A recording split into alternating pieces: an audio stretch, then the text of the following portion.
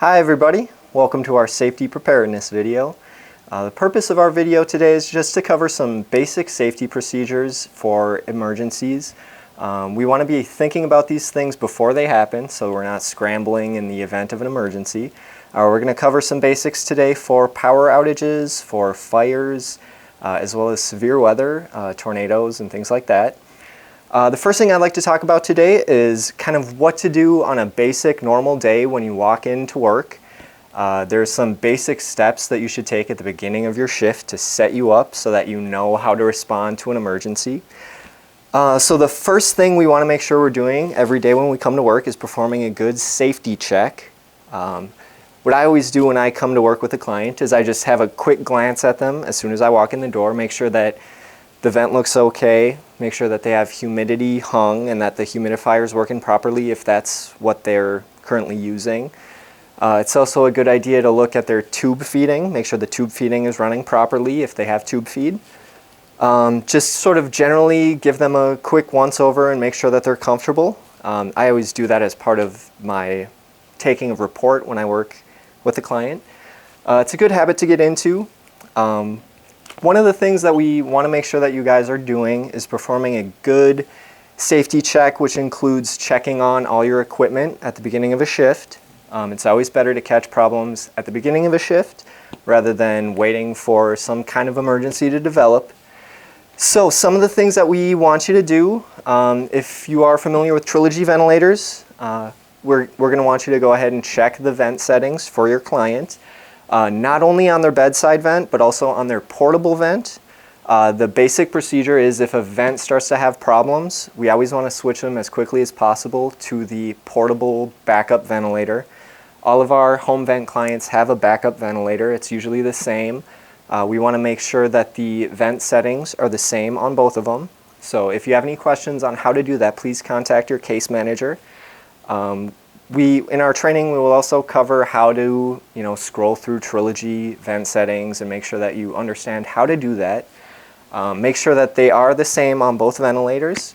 The other thing we want to check with the vents is make sure that the batteries are charging. Vents generally are plugged into the wall. They also, with Trilogies for example, have a removable backup battery that's located back here. Trilogies, which are kind of the most common vent with our clients. They have an internal battery and a removable backup battery. Each one of those has about 6 hours of battery life. The LTV ventilators, which we have one over here, you may see these as well. Excuse me. These are kind of the older model ventilators, but we still may see some of these in the home. These have an internal battery life of about 45 minutes, which is why in the event of a power outing or something like that, we'd want to switch them to a backup battery, which they also will have at the home. So make sure you ask your case manager if you don't understand how to do that. It's always a good idea to make sure that these are plugged in and make sure that the battery is also plugged in. So please double check on that. Make sure you know how to do that and make sure it makes sense to you with your individual client. Another thing to check is our suction machines. Most of our clients will also have a suction machine. They generally look like this. These are also plugged in. Occasionally, if the power goes out, for example, these do have an internal battery, so these should still work without a power supply. It's always a good idea to make sure that this is plugged in and charging properly. Sometimes as these machines get older, these cords can get a little finicky, so it might require that you actually check and make sure that it's seated in there properly and that the unit is actually charging. Just be aware of that. Sometimes it might take more than just glancing at this to know that the battery is actually charging properly. Another thing to be aware of is the oxygen tanks for your client if your client is on oxygen. Every client has kind of a unique setup that requires some specifics. Oxygen tanks are one of the areas that we do see a little bit of difference between what oxygen tanks certain clients have as opposed to other ones. Again, you'll probably have to double check with your case manager, make sure you understand their specific oxygen delivery system. One common thing that we see in the home is we have some tanks that just have a dial that you can adjust the flow rate on. Others have a detachable regulator that has to be seated in, and they have a valve that has to be open. So make sure that you understand how that actually works with your client. The last thing we want to have happen is have a client in need of oxygen as we're fumbling around trying to figure out how to get them oxygen. I really don't want to be in that situation. The other thing to be aware of every shift, make sure that you know where your ambu bag is. The ambu bag is the old-timey replacement for the ventilator. If both your ventilators blow up for some reason, you always have an ambu bag. So make sure you understand where this is.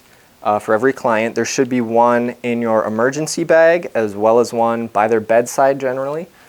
Another thing to be aware of, if your client is on oxygen, make sure you understand how oxygen gets to the ambu bag. Sometimes in emergencies it's easy to forget that you have to also connect the oxygen, probably from the ventilator, to the ambu bag in order to provide rescue breaths to your client. So make sure you understand where these are. Keep track of where those are every shift. The other thing I would like to cover is make sure that you know where your emergency bag is. Every client should have an emergency bag. It's going to be different based on every client, how they like their room set up. There are a few basic things that should be in everybody's emergency bag. Again, this is the bag with vital equipment that we would take with them if they needed to go to the hospital or if they needed to go on an outing. Even if it's just a recreational outing, we always want to keep this fully stocked and make sure that we have what we need to deal with emergencies as they might present themselves. So every emergency bag should have an ambu bag inside it. Again, this is in case your ventilator malfunctions completely. As long as you have this, we can still ventilate the client. And again, keep track of what their oxygen needs are. If they need oxygen, make sure that you're connecting the oxygen to the ambu bag. It's always a good idea to have a backup trach in case there's some sort of trach malfunction for our trached clients. Generally, what we want to have is a normal size replacement trach as well as a smaller step-down size trach. The step-down is in the event that you can't get the normal size trach into their airway. The step-down is just a smaller size, so it's generally a little easier. If you do have to insert a downsized trach, probably call 911. That person is probably going to need to go into the hospital for some kind of emergent care. We're not going to want to just put in a downsized trach and think that everything's okay with them. Another thing to make sure is in your emergency bag is sterile water for suctioning. As you kind of get more experience working with ventilator clients, you'll start to familiarize yourself with what they need. Sterile water is necessary for suctioning, so we want to make sure that we have sterile water in their emergency bag. We also want to make sure that we have a small syringe for their cuff. If they have a cuffed trach, that helps to inflate the trach balloon to form a seal in their airway. An obturator is also an important thing to know where it is. There should be an obturator in their emergency bag as well as at their bedside. Again, the point of an obturator is if their trach comes out, it allows some stability for the trach for you to reinsert it easier. Make sure that you understand where those are. Saline vials, lubricant sometimes is needed to help get a trach in. And again, we're talking about an emergency decannulation outside the home. You want to make sure that you have everything you need in your bag and ready to go so that you can get a trach back into them in the event of an emergency. We don't want to see that happen. We really want people to be prepared in the event that it does happen so that they can just correct the situation easily. Other client-specific items might include things like emergency medications. Some clients have seizure disorders. If you are going on an outing, you might need to, for example, grab Ativan for somebody in case they have a seizure disorder. We want to be able to respond to their needs in the community or in transport to the hospital. We just want to be prepared for everything that might come up for them Hopefully it won't, but we just want to be ready to serve them as well as we can on the fly at a moment's notice. So that's all I have for this section. Thanks, Mike, again here with you. We're going to talk a bit about what to do in the event of a power outage today. So power outages are something that we can't plan for. It can come up at a moment's notice. It can be a little startling, but I think we do have what we need to make sure that we do keep our clients safe in the event of a power outage. So if we are minding our own business and then all of a sudden, oh no, power's out! What are we going to do? It's dark. The vent is going to start making noise because the vent is going to let you know that the power supply has been cut off to the vent. The client's probably going to be concerned because the lights are off and the vent's alarming. Make sure that you just keep the client calm. Just say, hey, it's all right. We just got the power out. We'll get you connected to a backup battery and we'll make sure that the power is going to come back on soon. We'll keep you safe. So what I would do is I would make sure that I know where my flashlight is. If it's nighttime, you might have to do what you can. You might need to get your phone out if you have one. Make sure that you do know where your flashlights are so that it's not quite so jarring if the power does go out. Keep in mind that if the lights go out and it is an overnight shift, it might be pretty dark. The thing that we certainly don't want to do is light a match, light a candle with oxygen. That's just a bad idea, so don't do that. Make sure that you know where your flashlights are if you are working an overnight shift. It could be very, very important if the power goes out. So I'm going to come over here and find my handy flashlight. This is going to allow us to see what we're doing. The most important thing that we need to do, like I said earlier with the LTV ventilators, and you'll learn more about these have about 45 minutes worth of battery life on them with an internal battery. So that's really not sufficient. Most power outages that I've experienced last much longer than 45 minutes. So what we're going to need to do is we're going to need to switch them over to their backup battery for the LTVs. Generally, it's going to be different for every client. A lot of them look like car batteries. We've got one down here. And this is the power supply cord for the LTV ventilator. So what we would do is disconnect here. Again, this is just two pieces that disconnect. And then we would connect it to the backup battery. This has a 3-prong thing that gets clipped in there. The connection to the vent looks just like this, similar to the other one. You will clip this in like so, and again that clips in place. Once you do that, it should stop the alarm on the vent that is saying power lost. That'll help you know that you've reinstituted a power supply to the ventilator.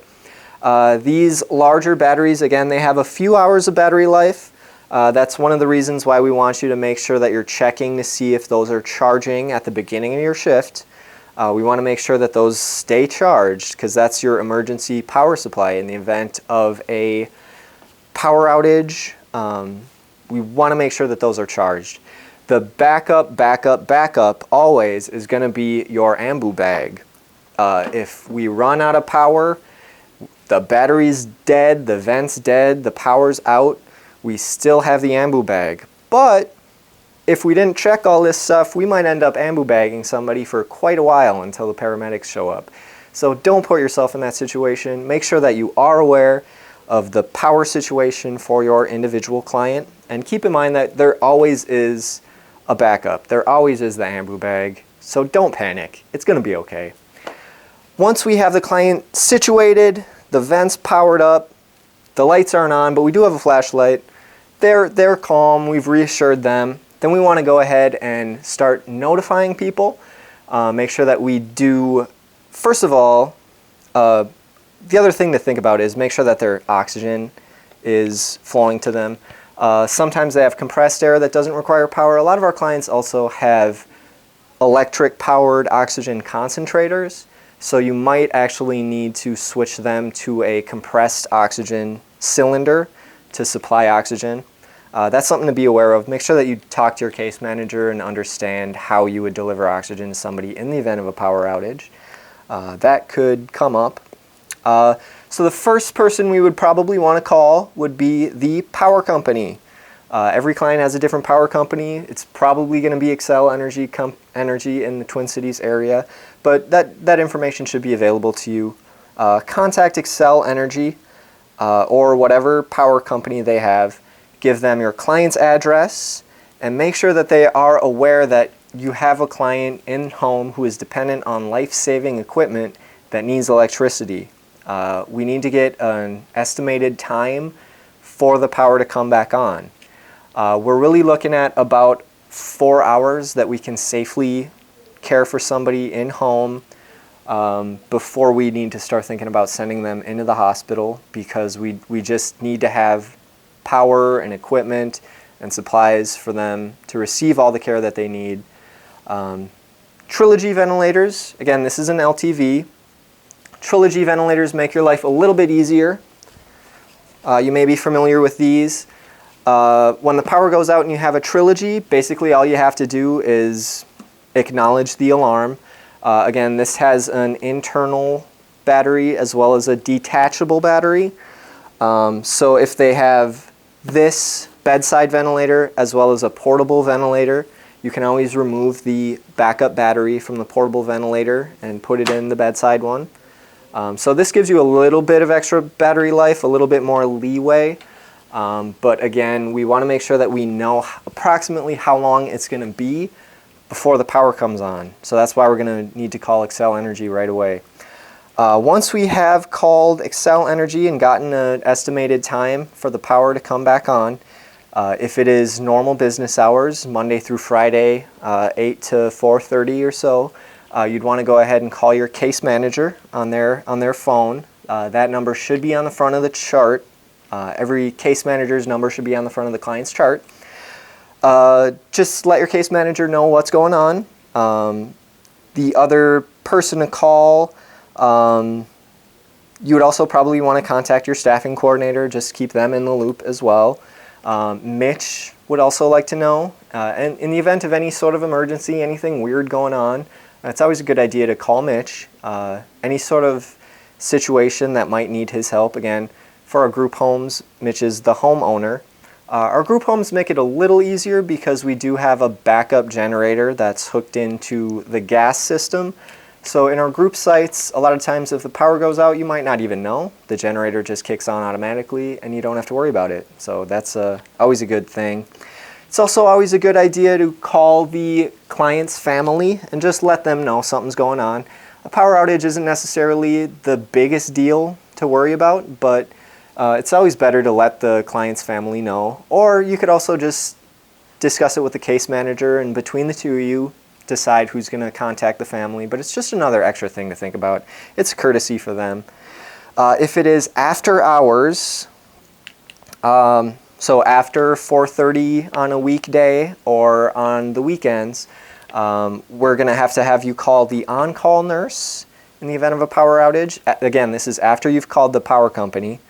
Go ahead and call the on-call nurse as well as the on-call staffer so that they are aware.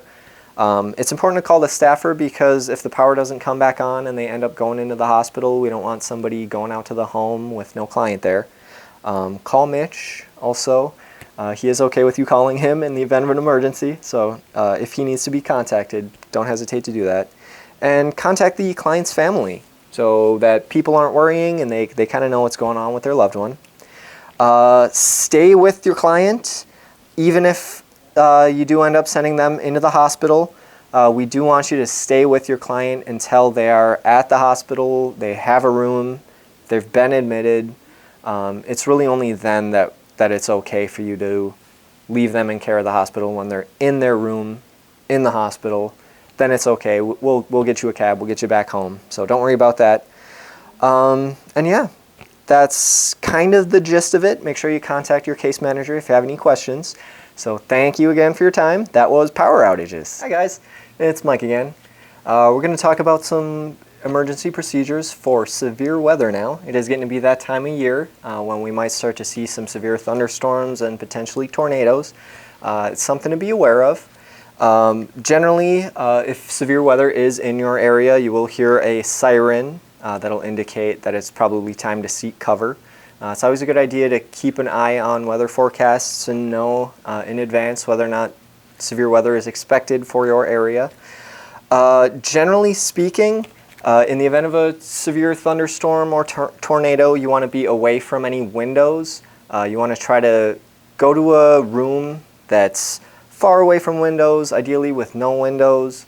In a strong part of your house, sometimes stairwells are a good choice. Otherwise, internal rooms that don't have windows is usually a good option if you are going to shelter in place for a tornado. Depending on what your client's situation is, that's going to determine not only their room, but their capability. If they are ambulatory, then the simple solution is you just walk to a safe area with them. That's as easy as it can be. If they are in a wheelchair and the tornado sirens go off, just wheel them to safety. It's a good idea to be mindful of where a safe place in your client's home would be in the event of a tornado. Again, we're wanting to stay away from windows. We want to avoid broken glass, flying debris, those kinds of things. If a client is in bed, there are certain steps that you can take. If, for example, there's a tornado outside the window, we can't barricade the windows. Sometimes we might just need to get them to safety. Again, we're talking about an emergency here, life-saving stuff. Essentially what an option would be is just drag them out to safety. So again, rather than having them cut up with broken glass, just do what you can, get the vent ready, drag them off the bed. It's a good idea to keep your knee in place so that they don't hit their head. Do what you need to do, get them down to the floor, support their head, drag them to safety if you need to, because again, we're talking about a life or death situation here where there might be broken glass flying through the window. They might end up with bumps and bruises, but again, we're trying to save somebody's life by doing this. So keep that in mind. This isn't going to be a perfect world solution. Just do what you can, get them to safety.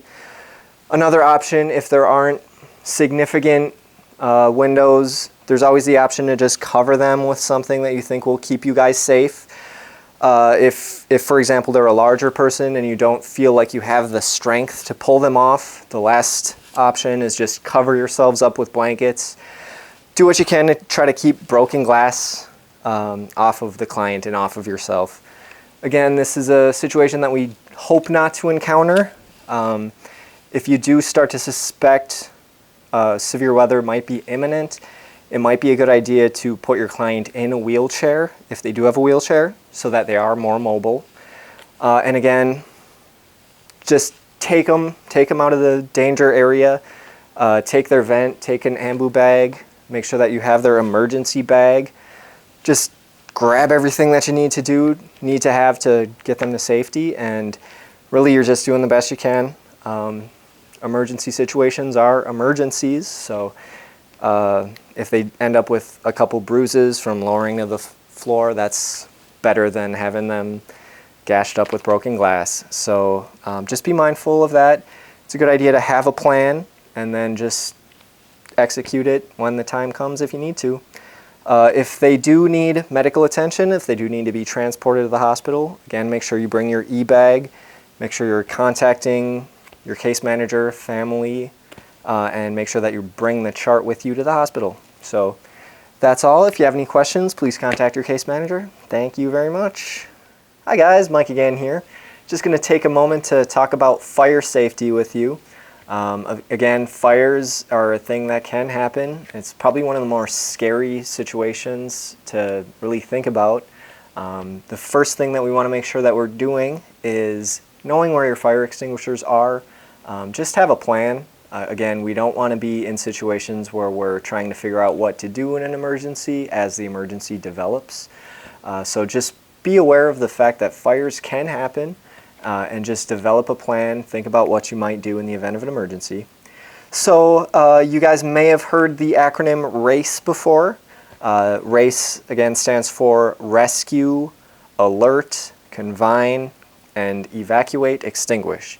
So rescue, again, That's going to be if there's immediate danger. If, for example, something over in the corner is on fire and Manny, the mannequin here, is in direct danger of being burned, again, we just want to get them to safety. Like we did with the thunderstorm, just pull them off of there. Get them away from the fire, keep them from getting burned, and do what you can. They might end up with bruises. They might end up, burning the hair off their arm. It's fine. Get them to safety. That's all we're really concerned about. That's the first thing you need to do. It might be a little bit more likely that something else is happening in the building. A fire might happen somewhere and you might just be aware of it because a fire alarm is going off. If there's nothing visibly on fire in your client's room, we want to be aware of the fact that one of the biggest dangers with fire is actually smoke inhalation. So we might need to, for example, throw a blanket under the door at the crack of the door right on the bottom here. Boom.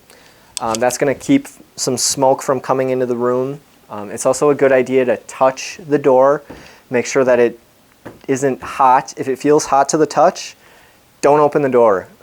If it feels hot to the touch, that might mean that the fire is right outside the door, and opening the door could give a rush of oxygen, and it's going to make the whole situation much worse. So be aware of that. Again, we've ensured that the client's safe. We've rescued them from immediate danger. First thing we want to do after that is A. So we've done R. We're going to do A. We're going to alert the fire department. Call 911. Just get your phone out, call 911, let them know there is a fire at the address that you're at.